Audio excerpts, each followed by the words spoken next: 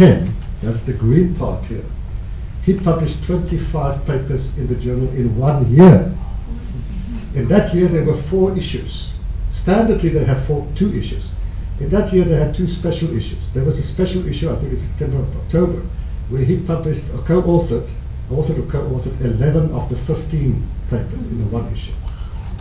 Now you have to tell me, Doug, whether, I mean, this cannot be. Surely this is not right.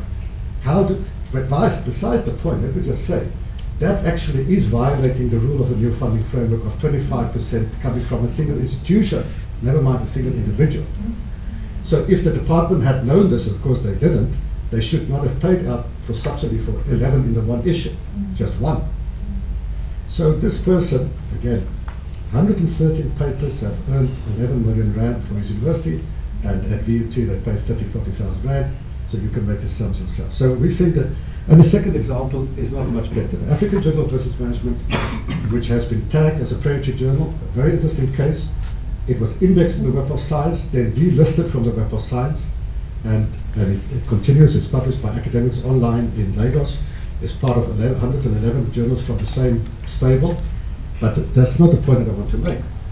The point I want to make is that in the last 10 years, 450 papers were published in this journal, and they were published by a wide range of authors. The single most productive author in this journal published 69 papers in this journal, and by chance happens to be the editor.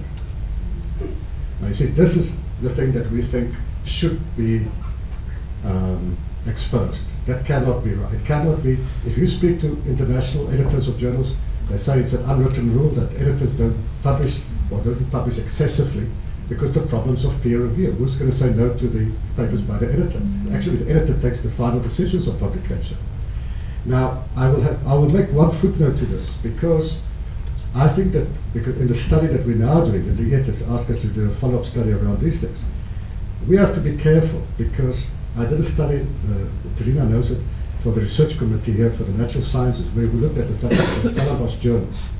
When you have very small journals that caters for a very small community of scholars, you nearly every time face this problem. And I'll give you one example. At Stellenbosch, we publish a journal called Orion, which is for operations research. There are only 4 departments in the country that offer operations research.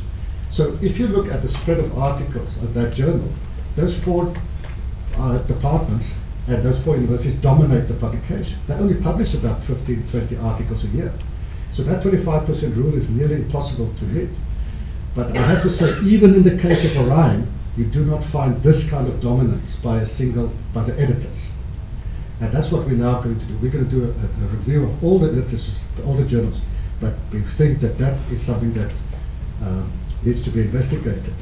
And the big thing there would be to get proof from the journals and the editors that they are using independent reviews, because we know that there are some cases where journals, and I can say this, HDS is a very good example of a journal that's grown under Andres' editorialship, been indexed in Web of Science. You could look at its citation profile, and you could see that there's quality peer review, but there's a wide spread of authors, also from other, increasingly internationally.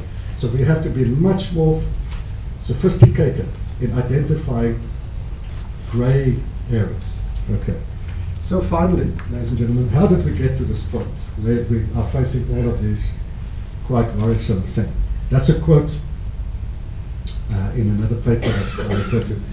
When you rely on incentives, you undermine virtues. Then when you discover that you actually need people who want to do the right thing, those people don't exist. Could have been a comment on our political culture anyway, but that's another story. So, I think, and this is just a few reflections at the end of my talk, there are at least three sets of factors that contribute to the current state of affairs. A culture of performance management that pervades every aspect of our academic culture, and I'll just say something about that. Secondly, we have an incentive and reward system in this country that now produce, unfortunately, perverse and unintended consequences. And in the specific case of scholarly publishing, the opportunities for fraudulent and unethical practice that have opened up because of digitization and open access publishing. So the movements by themselves are good, but they now give the potential, the possibility for people to misuse it.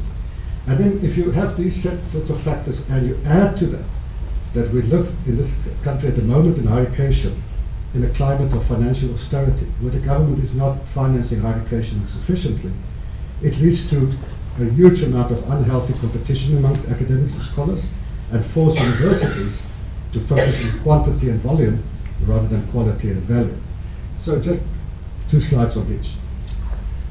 I was looking for a word, I learned something, a new word, arithmomania. I was looking for a word that says people who are in love with numbers. I thought it would be something like arithmophilia or something. But apparently arithmomania is a mental disorder that may be seen as an expression of obsessive compulsive disorder. Individuals suffering from this disorder have a strong need to count their actions or objects in their surroundings. So I'm taking a bit of liberty to apply it to academic performance. But what is the case is that academic performance or success, in this is not just South Africa, it's across the world, is now regularly equated with some score or a metric. And perhaps more specifically, metrics that privilege counts and outputs and numbers. And qualitative aspects of academic work, which by definition cannot be reduced to simple measures such as publication counts or H indices or journal impact factors, are very often conveniently ignored. So we're not asked, and this is in our own university now, in performance appraisal discussions, and true across it, we're not asked to report on our contribution to scholarship, our contribution to practice in our field or policy, or the relevance of our work to society, or whether our research is interesting. God forbid that question gets asked, and attractive to imagine. Only how many subsidy-bearing outputs do we produce and how can we increase it? That's the big question in every one of these academic reviews. So, let me give you something interesting by way of empirical evidence. We're currently in the field doing a study for the University of South Africa, and some of you have completed the questionnaire. This is the so-called survey on building emerging, a cadre of emerging scholars. And there was one question there: how important are the following aspects of research, especially in the context of promotion at university? Now, if you can read that, the bar that you need to look at, the green bars, and the high percentages are at the bottom.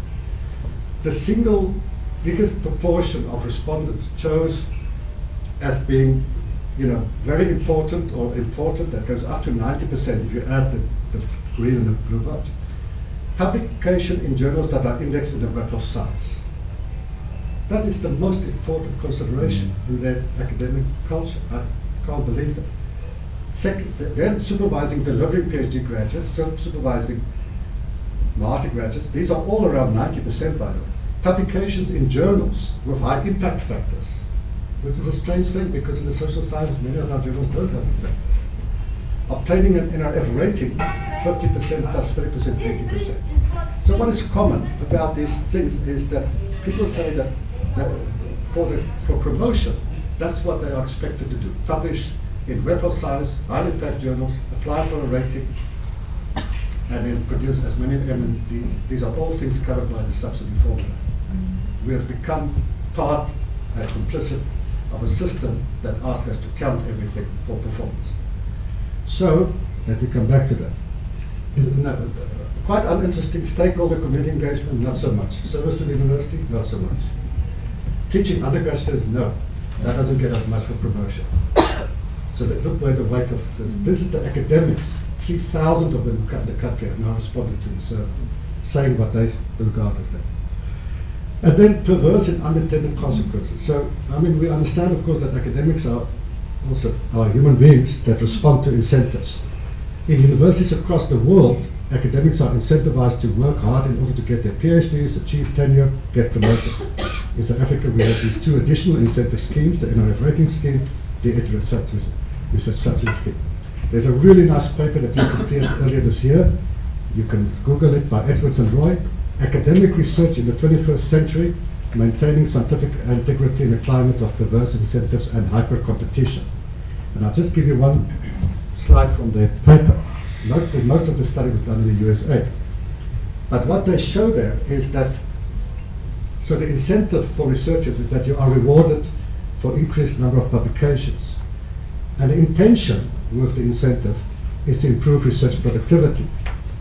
But the actual effect is an avalanche, now this comes out of their survey, of substandard, incremental papers, poor methods, increases in false discovery rates, reduced quality of peer review. The incentive is researchers are rewarded for increased number of citations. Why? Because we want to reward quality work that influence others, if we assume that citations are an indicator of quality. The actual effects, extended reference list to inflate citations, reviewers request citations of their work, and there's a whole range of other mechanisms that journal editors engage in to superficially increase journal impact factors. And so it goes on. So basically what this paper say is that incentives may have good intentions, but in the academic world of today, they very often lead to perverse and unintended consequences. And we see that already in our paper. And then finally, it's important, I think, because I know that Pierre is going to talk about open access, that the digitization of publishing, late 90s, I guess, the advent of open access, I think late 90s, are and by themselves progressive forces. So I want to make this point that I think that digital publishing, electronic publishing, open access journals, open access ebooks, whatever, these are in and by themselves progressive forces in the academic world, for the simple reason they increase access to knowledge. They improve participation in scholarly communication, and they democratize the publishing process through more transparent, in principle, transparent peer review. However, as often is the case, they also contain in themselves the potential, unfortunately, for misuse and abuse by unscrupulous publishers, editors, and other actors whose intent is only to profit from these new platforms and possibilities, and usually through deception and misrepresentation. So, final, what to do?